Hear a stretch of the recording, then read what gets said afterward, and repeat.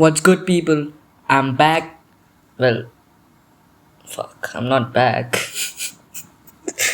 It's my first fucking video. I'm not fucking back. Today, we will be discussing UFC 321, my picks, my predictions, who I'm gonna bet on.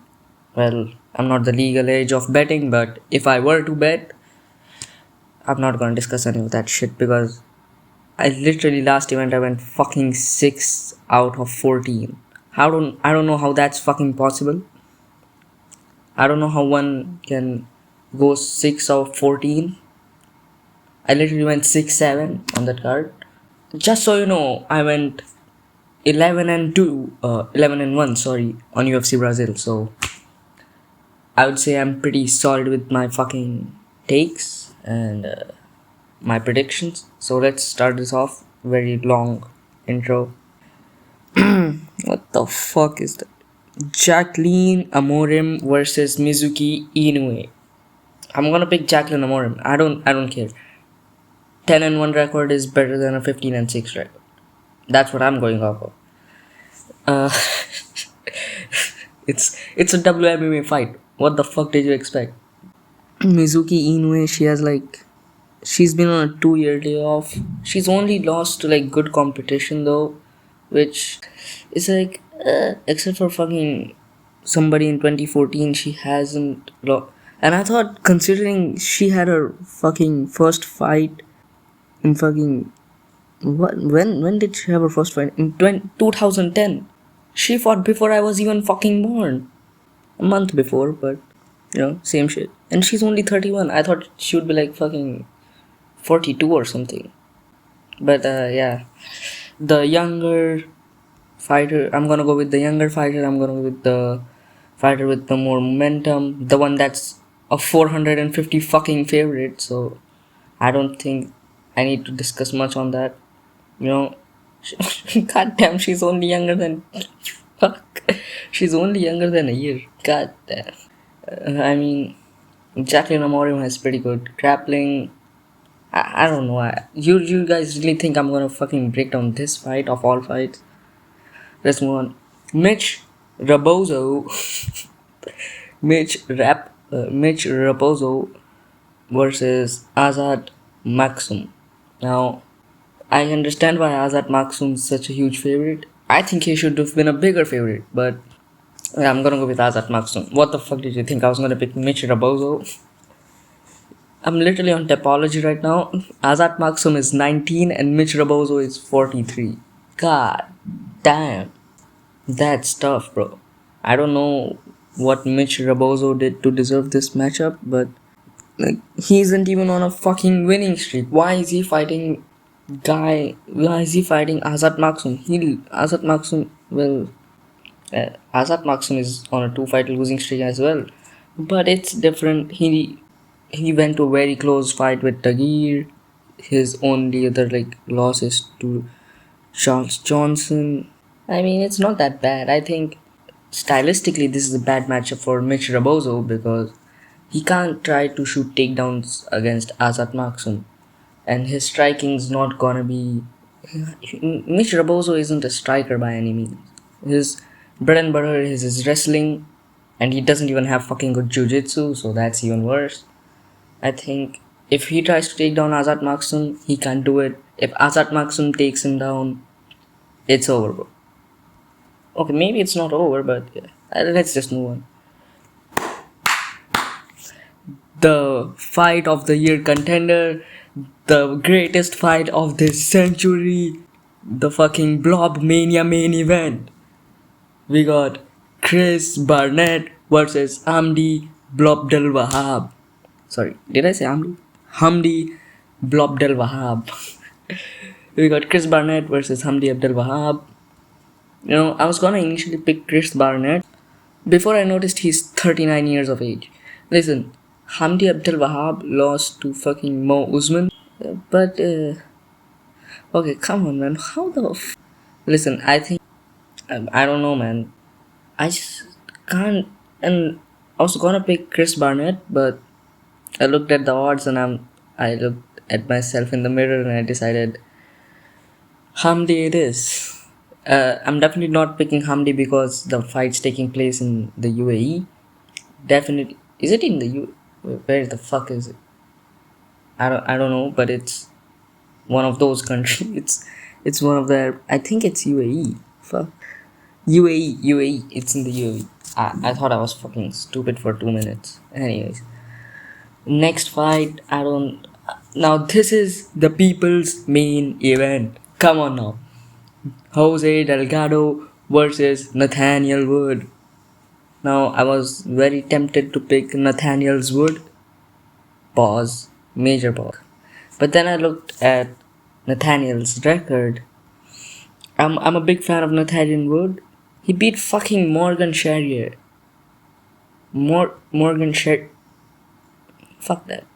Morgan Charrier, who was 20-10-1 at that time, and now Morgan is 21-11-1. Wow. Morgan Charrier is such a fucking. He lost to. I don't rate him that highly. I'll be real. I don't think he's this huge fucking cage warrior. And also, this guy got knocked. This guy got slimed out by John Dodson. I'm sorry. You can't be out here losing to Casey Kenny. I guess the Andre Philly win, the Charles Jourdain win, and the Mohammed Naimov loss really. I mean, the Naimov loss was filled with, Naimov cheating and shit, so it's not really that bad. But come on, man. I'm gonna go with my boy Jose Delgado. I'm a big fan of Jose. I think he's one of the better up and coming prospects. He's younger. I think he also has a speed advantage, a power advantage. He's taller, which might lead to openings for Nathaniel Wood's takedowns, but I think the reach advantage makes up for it, and the power advantage makes up for it. And yeah, that's it. I don't. Anyway, next fight on the card, we got Walter Walker versus oh my days, Louis Sutherland. You know who I'm gonna pick. If I ever picked Walter Walker to lose to Louis Sutherland, just know it wasn't me. Just know aliens have Just know aliens have invaded the earth and they've replaced me, because there's no fucking way you are picking Louis Sutherland. Like, how many? Hold on. How many people are actually picked? Oh my god. 94-6. 94% of people are picking fucking Walter Walker. And I don't blame him. I think it's gonna be another round when heel hook. Maybe a knee bar or like a straight ankle lock. I sense that too. Or maybe just Louis Sutherland goes out there and fucking chins it. Now, also the 10-3 record. I'm a little. I'm sorry. First of all, he was juiced out of his mind, and the guys he's beating are 5-7, 9-5, 3-2, 4-1, 5-2, 4-1. Okay, that's not that bad. 2-20. What the fuck? 0-0, 2-20, 1-3. Who the fuck? Who the fuck is who? Yeah. I think you can understand his wins mean fucking nothing already, because who are they against? And also, this guy can't pass a drug test, or at least couldn't pass a drug test. Now he can, because he's a fucking blob. Yeah, bro. Louis Sutherland's gonna go out there and chin Walter Walker. Yes. I think Walter Walker's gonna go and get him, bro. I think he's gonna put the heel hook in. I think it could be a knee bar or a straight ankle lock, maybe. I feel that could happen too, but I'm leaning heavily towards Walter Walker, bro. Okay, now moving on to the next fight, the lowest fight on this card, which is shocking considering we have Chris Barnett versus Amdi Blabdal Wahab. Who is this guy? Abdul Karim Al Salwani versus Mateus Camilo. I was Gonna pick Mateus Camilo to beat El Salvador. I mean, the guys he has beat aren't that bad. I'm very tempted still to pick Camilo. Uh, I might change my mind like right now while I'm talking, because I haven't really taken a good look at El Salvador's record. It's not that bad, and also I think he's the guy that's named Abdul Karim is gonna win in UAE. Listen, bro. After that Paul Hughes fight, these judges who score a TKO 50-45. I'm just saying. Anyways, I'm gonna pick Abdul Karim Al Salvadi, the Palestinian guy, to win in UAE. I mean, come on, man. You know what? If this shit goes to a decision, El Salvadi is winning this. And I think even if it wasn't a robbery, he could win this fight. There's a very solid chance he wins this. We got Mateus Roundbetsky versus Ludovit. sorry, Ludovit Klein. It's not Ludovit. I'm stupid as fuck. Anyways, I'm gonna pick Ludovit Klein to win this fight by a via unanimous decision. Now, do I want Roundbetsky to win? Hell yeah. I want Roundbetsky to beat the brakes off of Ludovit Klein. But it's not Ludovit Klein, I know. Fucking hell. But I just think it's gonna be a boring decision by Ludovit Klein. It's crazy that I'm saying Roundbetsky will be in a boring fight, and people are saying this is the people's main event. This is gonna be a fire fight. This is that, blah blah blah. I think it's gonna be a boring decision where Ludovit Klein just skirts on the outside, tries to fucking outpoint him with his boxing, and also he has a big reach advantage. So I think that's why you just skirt on the outside and make it a boring decision. So I've got Ludovit Klein. Why? By boring, skirting on the outside, 29-28, possibly 30-27 decision. Next up, we've got Ikram Aliskerov versus the Iron Turtle. You know how tempted I am to pick Jung Young Park? Now listen, I am completely by the side of Jung Young Park. I want the Iron Turtle to go out there and submit Ikram Aliskerov fucking by whatever means possible, but I just think Ikram Aliskerov's gonna get him, mate. I think he's gonna go out there and I think Aliskerov's gonna go out there and it's gonna be pretty competitive until Aliskerov just throws like a big head kick or like a big fucking hook or like a meaty overhand. I don't know. Something along those lines. And he just clips Jung Young Park. And I have a feeling he could win this by decision, but I'm gonna go with Aliskerov by round 1 knockout. I know, man. I fucking hate this life. And I'm not gonna discuss that anymore because what else is to talk about? I'm gonna break down Aliskerov versus Jung Young Park. Oh mate, the way Aliskerov moves on his feet and Jung Young Park's jiu-jitsu. I'm not gonna fucking sit here and break that shit down. Anyways. Next up we've got Nasrat Hakparast versus Quillen Salkild. I'm gonna go with Quillen Salkild. Now listen. A lot of people are picking Hakparast because Salkild is coming on short notice. Hear me out. The guys that Quillen Salkild has beat on the regional scene as well are pretty tough. And I know Anshul Jubilee is jack shit, and the guy he beat on Contender Series is also not that good or whatever. Okay, Gage Young he is that good. He beat Mahashite, so he is that good. But Anshul Jubilee isn't that good. But at least Yanal Ashmouz is pretty good. I think I rate Yanal Ashmouz pretty highly. His only other loss is to Chris Duncan.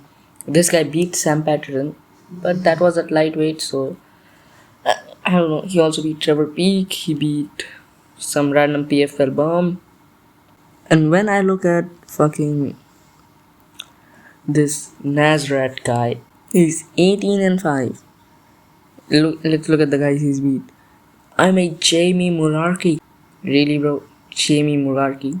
I made Landon Quinones. Who the fuck is that? I've never heard that name before in my life. John McDessie, yeah.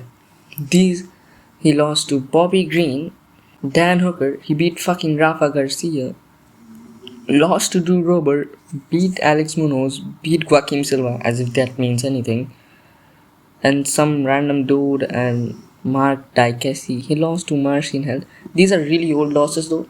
If we look at his current winning streak, he beat John McDessie, doesn't mean shit. He beat Landon Quinones, doesn't mean shit. He beat Jamie Mularkey. Sort of rateable, but it doesn't mean shit.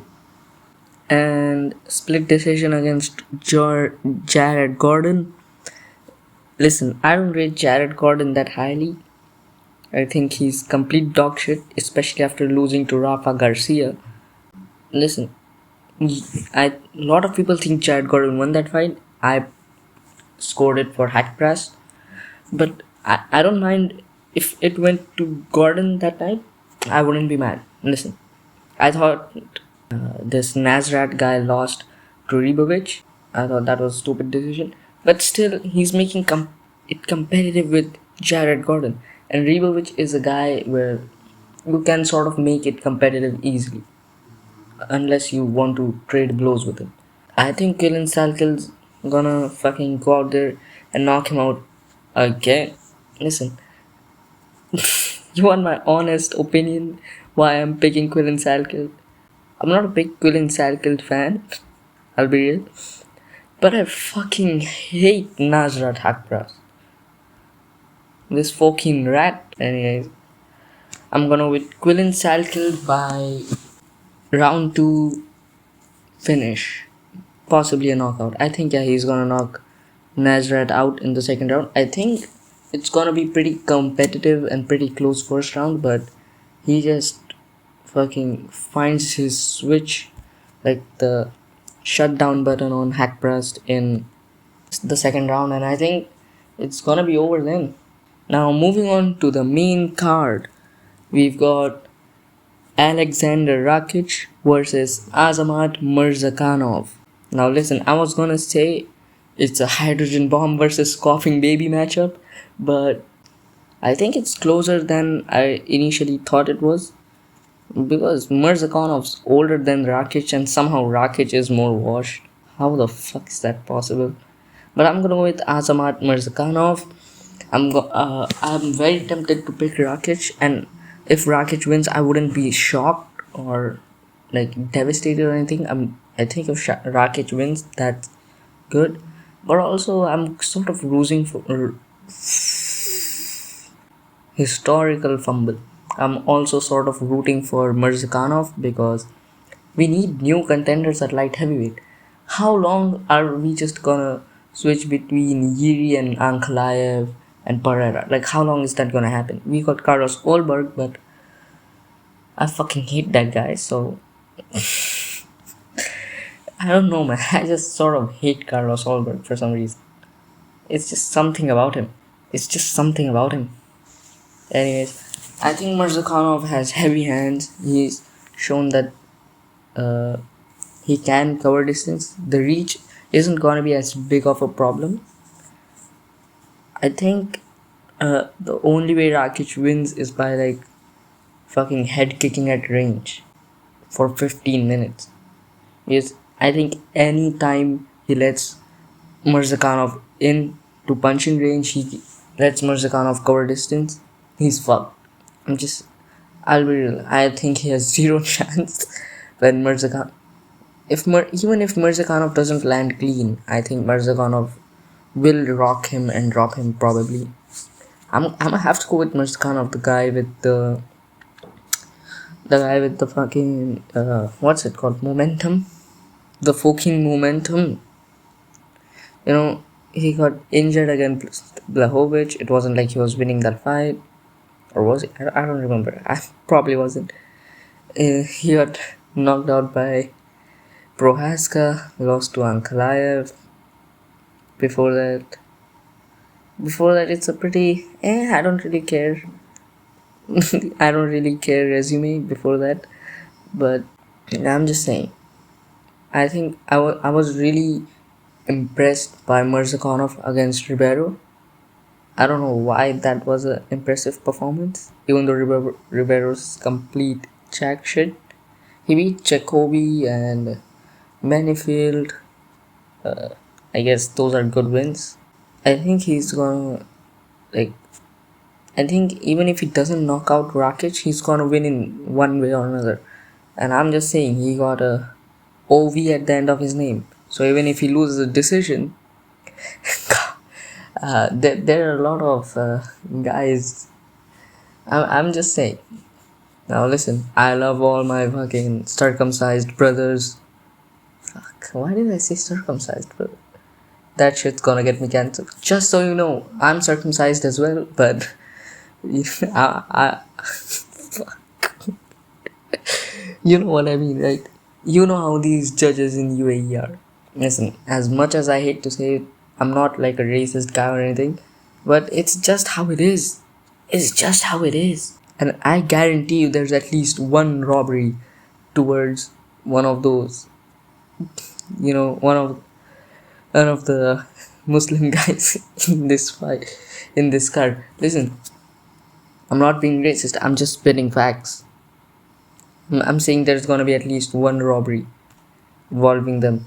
Maybe they win the fight and they get robbed, I don't know, but at least there's gonna be one robbery. Anyways, moving on to the next fight, we got Alexander Volkov versus Jailton Almeida. Now listen, and a lot of people are picking Jailton Almeida.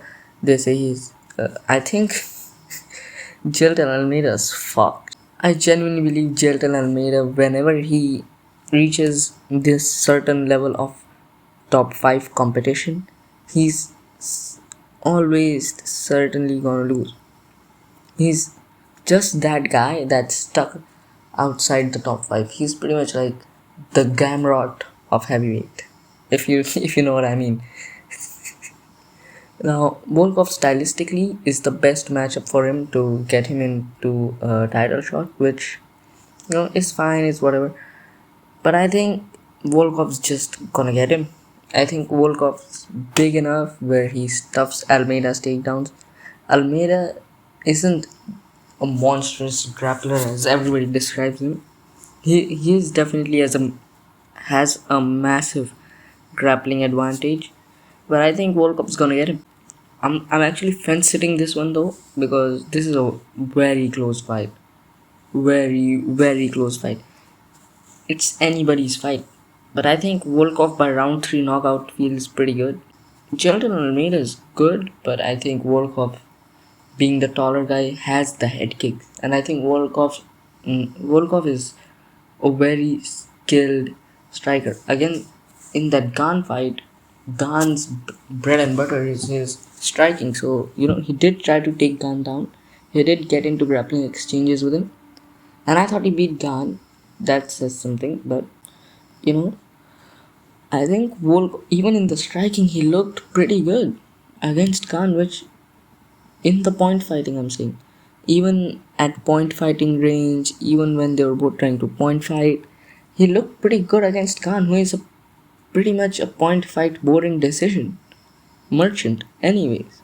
So I think Volkov's striking is gonna be a little too much for Almeida.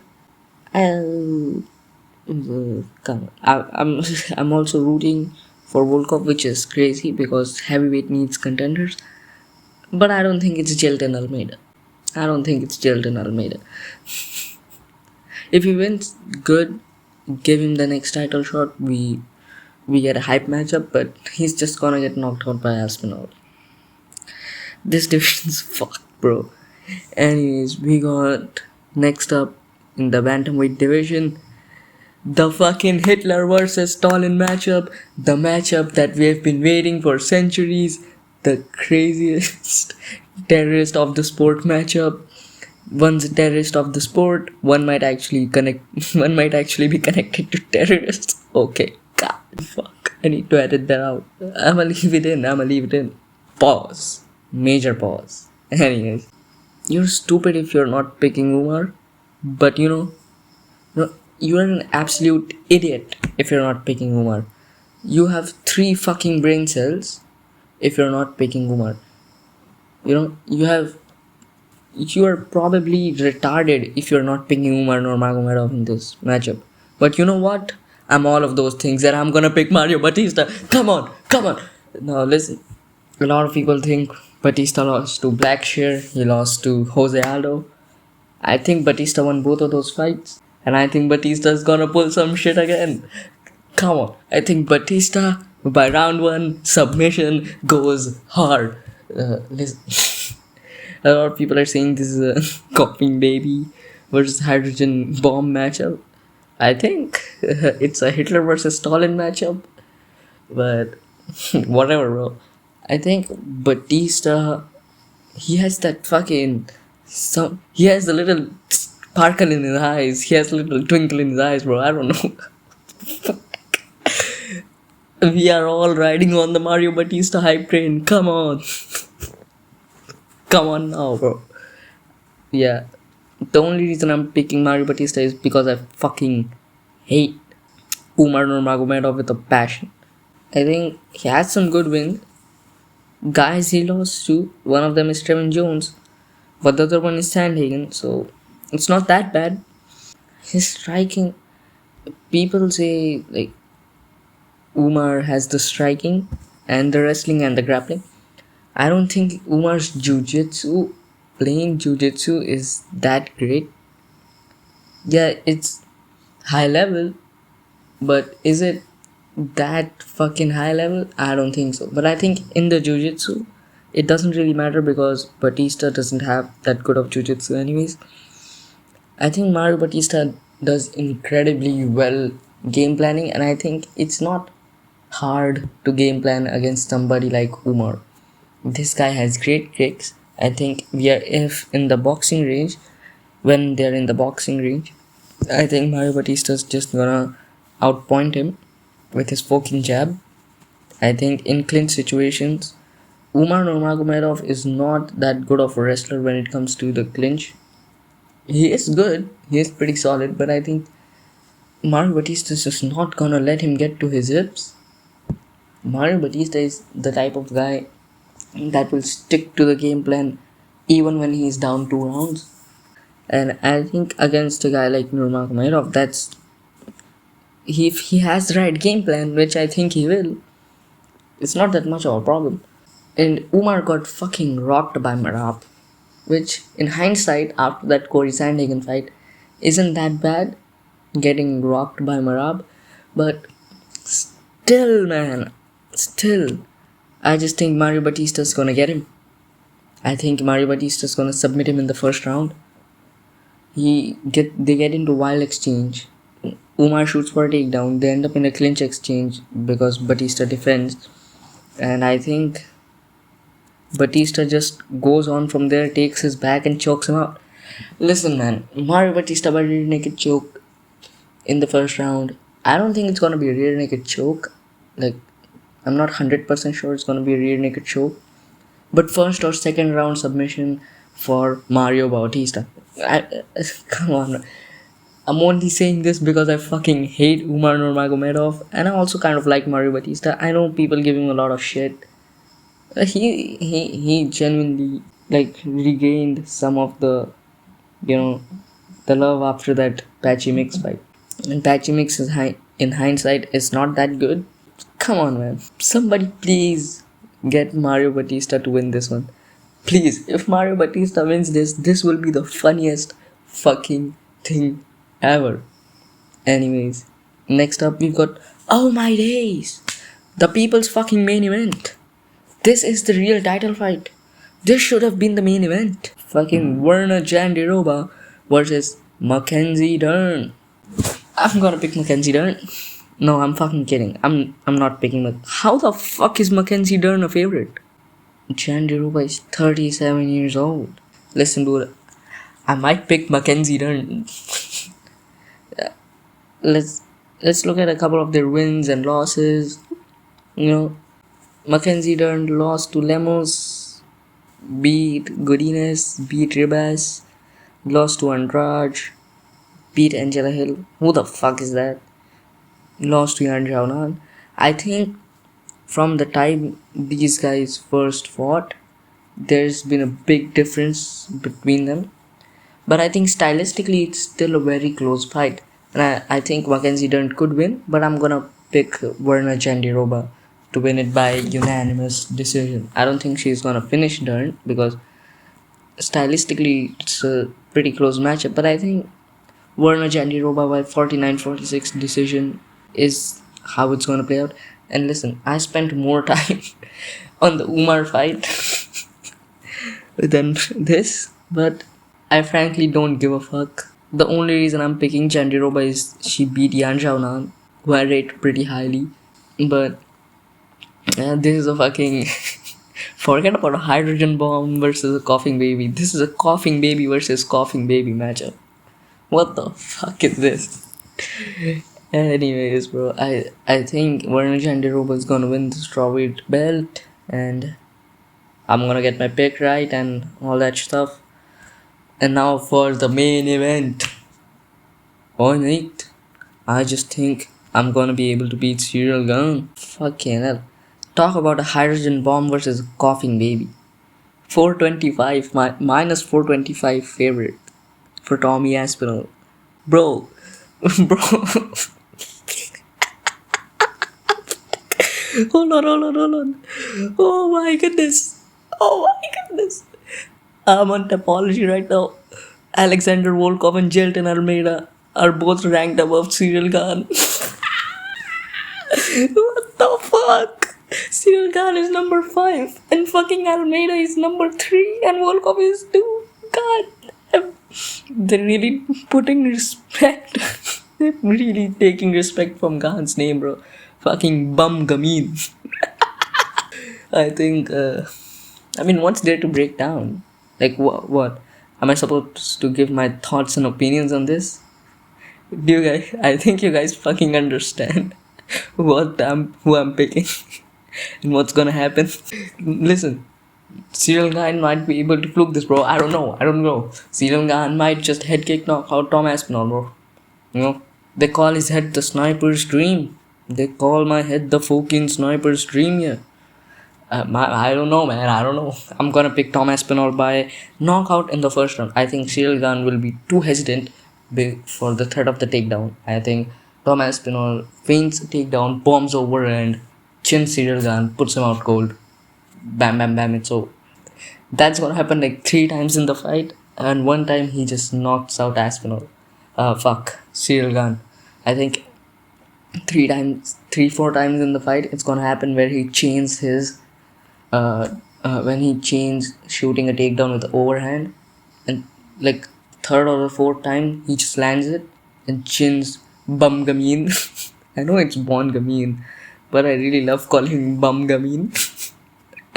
The fucking tooth gap Mr. Frenchman Paw Patrol actor, he's gonna be knocked out unconscious on the floor. I know people are gonna say Tom Aspinall by submission, which is completely understandable.